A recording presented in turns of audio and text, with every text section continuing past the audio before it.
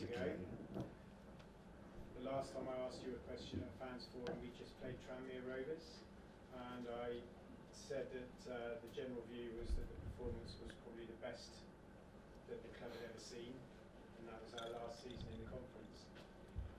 We've just played Tranmere Rovers again, and again the general consensus is that the performance was a cut above. And the question at that time was, are you further ahead from where you were planning to be, or are you at a level where you plan to be in the overall progression of the club? So it's the same question now, 2 years on. It's a different season to last season. Are you kind of where you expect to be, want to be, or are you slightly ahead, or would you like to be in a better position? I think I agree in terms of the... Hear the question. Could you tell us what the question is? The question was, 2 years ago I was asked by this gentleman after we played Tranmere Rovers about the quality of the performance and how good it was. And we just played Tranmere Rovers again and played very well. And do I feel we are where we are is the right kind of place for the progression in terms of what we see for the progression of the club? So I think we're in a good place off the pitch, on the pitch. I think that we had a good look at the league last year. Yeah, we got some signings wrong, guaranteed, that happens. We've played some really good football. I think that, speaking to the chairman in the summer, we wanted to have a go at seeing how far we could get this year. And I think we're in a good position. I think we're probably a little bit further along than I expected, if I'm honest. But saying that, in my opinion, we could have won every game we've played so far. The goalkeeper hadn't made so many mistakes.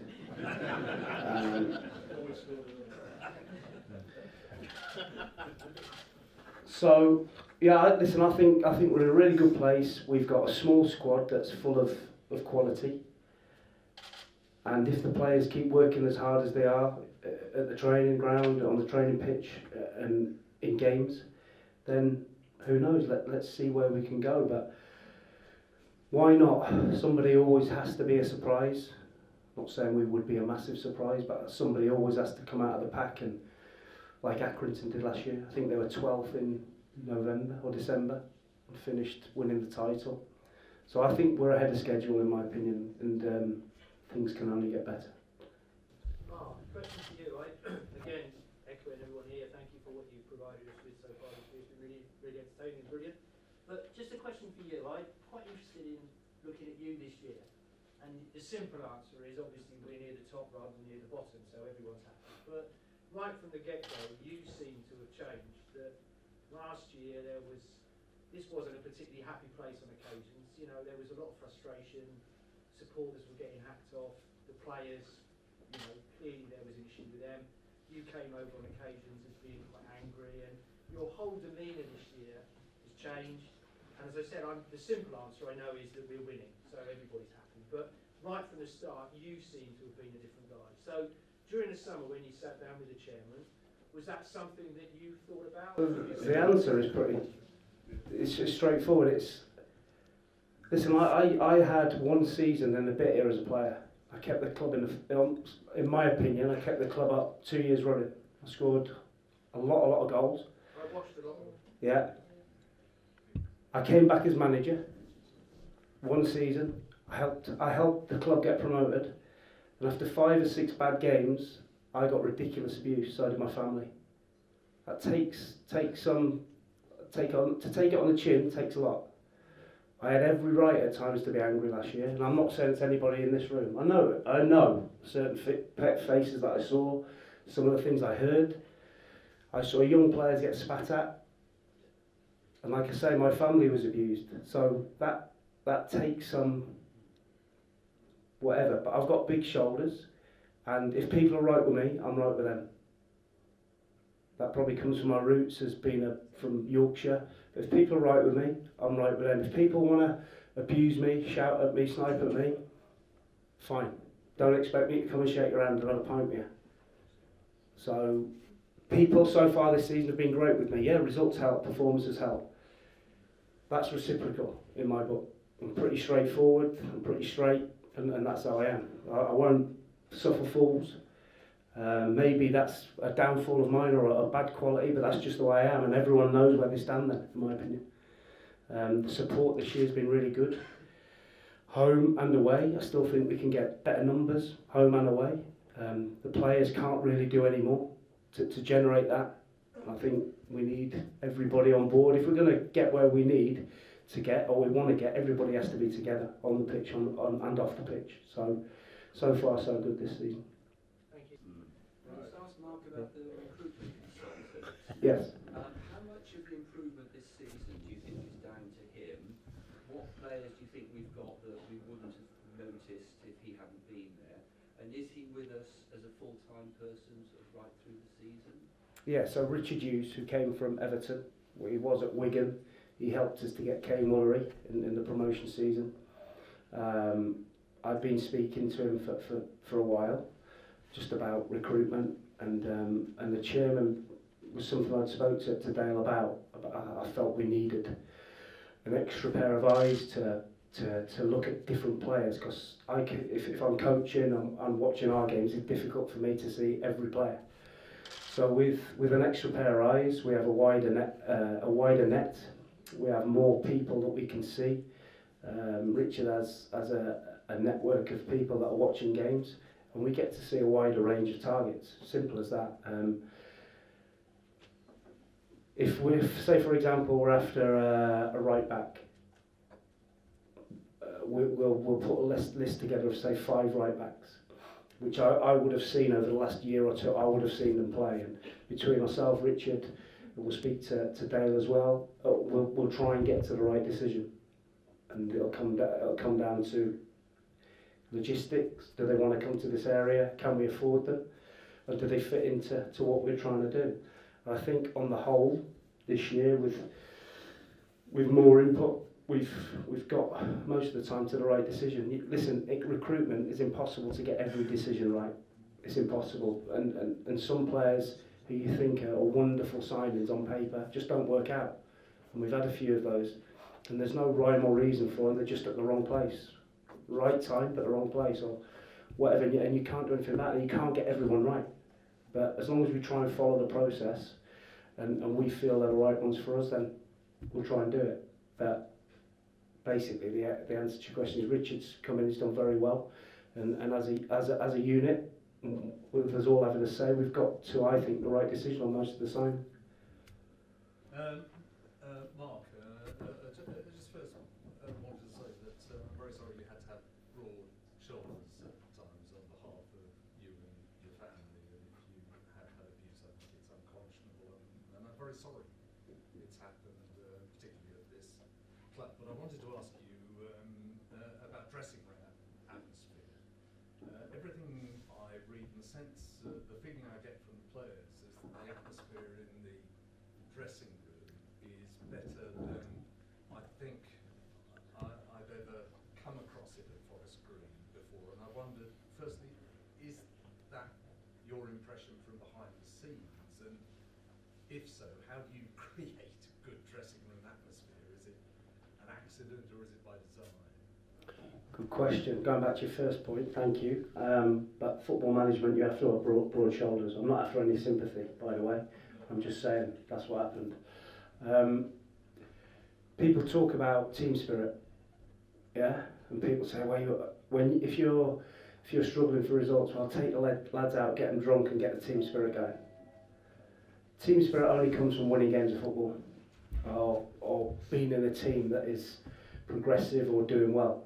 It's impossible to have a good team spirit if you're bottom of the league, because people's heads go down, they start sniping and biting. It's human nature. So I think a lot of it comes from the players are in a good place, we're in a good position in the league, and that promotes a healthy change room. I'm not a manager that spends an awful lot of time in the change room. I think that's a player's domain. So I let them get on with their music. I'll go in 5 minutes before kick-off, speak 2 or 3 points. My work's been done during the week, 2 or 3 key points, reminders, and off they go. But like I say, the dressing room does seem to be a light, good place, but I think that's from a result of good performances and good results. It's obviously working, but what's your rationale behind what seems to be a revolving team captaincy stance this year, where you play the old club, previous club, their captain, seems to be lots of captains. It's obviously working, apart from the sort of cliche, well, we've got 11 leaders on the pitch. It seems quite unique to have so many captains in so many games. What's the thinking behind it? I think it's good to be unique. I like that. We try and think differently. I think if you're at a smaller club, you have to try and come up with things that are unique and different. I spent quite a lot of time in the off season thinking about this issue. And I think if you get your stereotypical captain, he's your centre half or your centre midfield player, 6'3", kicks everything over the stand, headbutts everyone, gets sent off 5 times a season, he's a good captain. So for me, I think the modern day player, the modern day game has changed, and I wanted to find something different, and I just felt that it would be good to target different games and give people an added responsibility. I think if you saw Lloyd James's performance on Saturday at Exeter, he had a lot to prove on Saturday. He was hounded out of Exeter, but we knew he was a really good player. We made him captain, and everyone's talking about they've never seen Lloyd James play like that, the Exeter fans. So we're trying to think outside of the box to try and get any advantage we can. So somebody going back to their old club who's got a point to prove, yeah, I think it's a good way of doing it. I think, like you said, it's worked so far.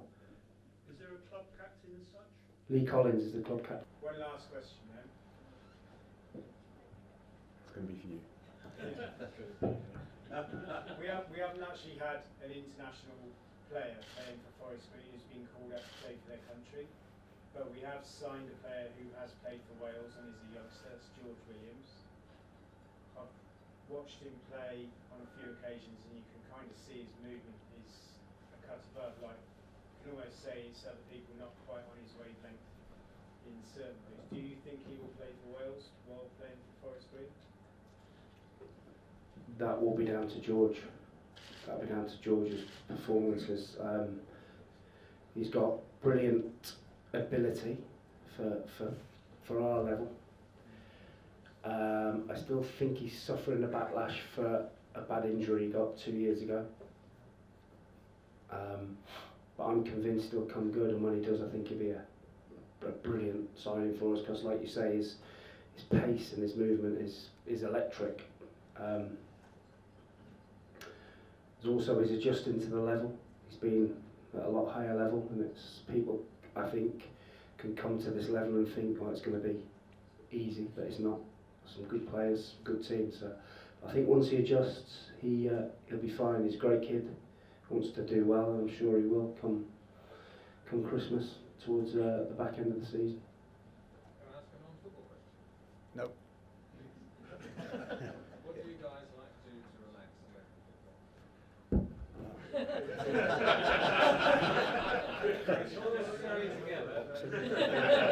Yeah, well, I do quite a few things. I like to watch football, actually. Play football. I do a bit of running, a bit of horse riding. I do a whole bunch of different things. Yeah, football's in the mix. You don't want to know, Mark. Boxing, Oh, boxing, yeah. for me, Game of Thrones, love it. I thought it finished. Not for me, I've only just started. I've just got into it, I really like it. Mark, it's been a good season so far. One or two things that are disappointing you at the moment at all? Always. I think as a coach, as a manager, you're always looking, I'm always looking for perfection, which I know is impossible. If I give you an example of the Tranmere game, on Tuesday, I thought we were brilliant going forward, and we started really well, but we were 1-0 up and we could have been 3-1 down. We'd worked and spoke about James Norwood and of his movement in behind, and he got in 3 times in the first 10 minutes, and we could have been punished for such a good start. So the best I've seen is in terms of a complete performance is Saturday at Exeter. I thought we reduced them to next to nothing. The whole group, all the units of the team performed well, and that's what you're striving for. If you can get your back part of the pitch solid and your midfield and forwards firing, then you've got a chance in any game. And I think we're starting to look as though we might be getting there. But when you get a new group of players, you're always searching for that formula. And it's taken us 13, 14, whatever, 15 games to I think maybe get towards what could be termed as our strongest team at the minute. The supporters, we should thank Mark for getting us where we are. Best football we've seen in donkey's years, 20 years I've been watching, and also the Dale for saving this club.